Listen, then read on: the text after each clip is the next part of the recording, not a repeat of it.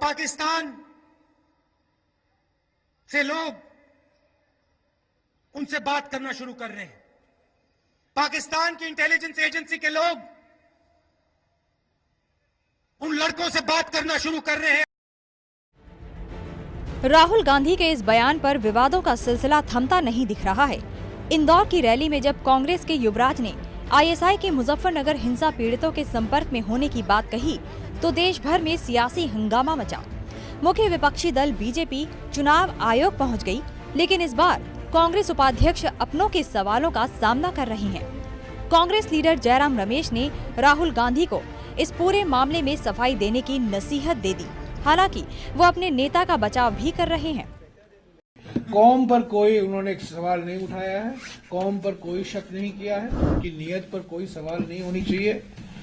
मैं मानता हूं जिस तरीके से वो बयान निकला वो निकलना नहीं चाहिए। उनको खुद स्पष्टीकरण देना चाहिए, खुद माफी लेनी चाहिए। मैं बिल्कुल आपसे राहुल गांधी को जयराम रमेश की सलाह पर बयानों की सियासत को फिर से पंख लग गए हैं। अब बीजेपी कांग्रेस पर निशाना साध रही है। बीजेपी कह रही है कि अब देखना ये है कि राहुल अपनी पार्टी के नेता से माफी मांगते हैं या आहत समुदाय से। मामले में फंसी कांग्रेस ने जयराम की बात से इत्तेफाक न रखते हुए उसे उनका निजी विचार करार दिया है। वहीं सीपीआई नेता अतुल अंजान ने इस बहाने राहुल के साथ ही मोदी पर भी निशाना साध दिया है। और अब जो जयराम रमेश ने जो टिप्पणी करी है राहुल गांधी के ऊपर, अब ये देखना है कि राहुल गांधी भारत के मुसलमानों से माफी मांगते हैं या जयराम रमेश राहुल गांधी से अब माफी मांगते हैं। अब जयराम रमेश जी ने क्या कहा है मुझे नहीं मालूम, लेकिन कुछ भी कहा हो ये उनकी जाती राय हो सकती है, ये पार्टी का व्यू नहीं है। नरेंद्र मोदी और राहुल गांधी दोनों बदजुबानी के प्रतीक हो गए हैं और देश की जनता देख रही है। और देश के 65% मतदाता जो 35 साल की उम्र से कम के हैं, इस तरह के वक्तव्यों से राजनीति के प्रति उनका आकर्षण समाप्त हो जाता है। बयानों की सियासत सिर्फ आईएसआई रिमार्क से ही गरमाई हुई नहीं है। छत्तीसगढ़ में रैली के दौरान बीजेपी पर हमला करते हुए राहुल गांधी अपने चोर वाले बयान को लेकर बीजेपी के निशाने पर आ गए हैं।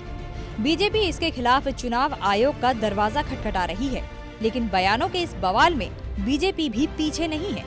2014 में पार्टी के प्रधानमंत्री पद के उम्मीदवार मोदी आए दिन कांग्रेस और गांधी परिवार पर हल्ला बोल रहे हैं।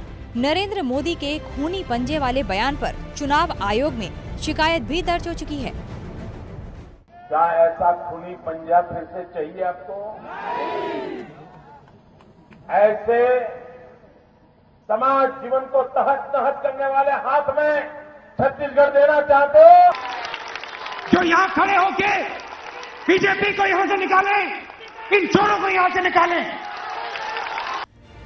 चुनावी मौसम में नेताओं की जुबान फिसलने का दौर जारी है।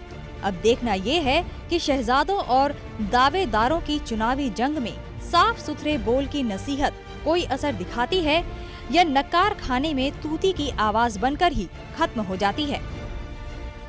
ब्यूरो रिपोर्ट, जानो दुनिया।